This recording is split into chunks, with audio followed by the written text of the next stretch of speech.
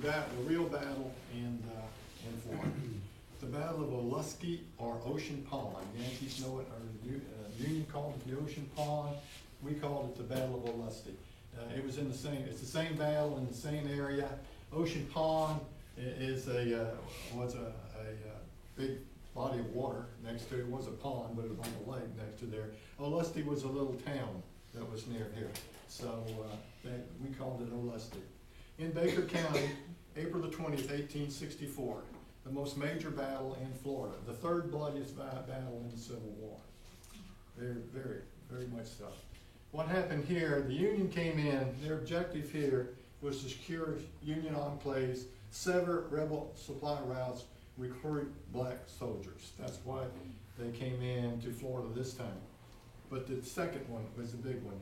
Florida was a crucial source of supplies for troops in Savannah and Charleston. They were supplying all the troops in Savannah and Charleston. Cattle. Florida had a lot of cattle, a lot of beef. And that was feeding all those troops and all those soldiers. And this is when Florida became important, 1864. South's running out of food. They're running out of materials. They're running out of supplies. They're running out of everything. So the only thing left, just about, is these cattle down in Florida. This was the main objective, to cut those supply lines from taking all that food to the troops in Charleston and Savannah. Union sent in 5,500 men and 16 cannon. That's a whole brigade. That's a lot of folks. The Confederates knew they were on their way. They already heard that they were coming. So the Confederates rushed in 5,000 men and entrenched them around there. Men came in from Georgia, Tennessee, Florida, all over the southeast, because they knew they were coming.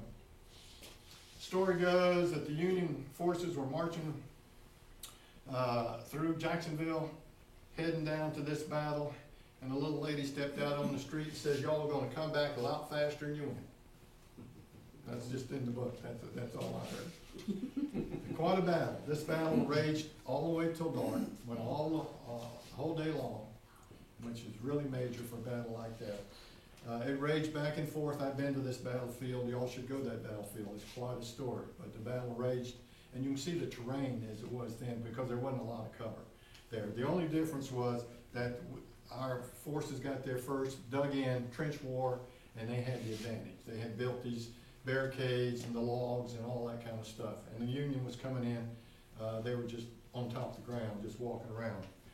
Anyway, finally the Union line broke almost about dark, and they started retreating, and they retreated to Jacksonville. And they weren't followed up. The Confederates didn't follow up, and so they let them retreat back to Jacksonville. The casualties: 860 men, 1,860 men for the Union, 946 for the Confederates. In proportion to the number of troops involved in this battle, it was the third bloodiest battle of the war.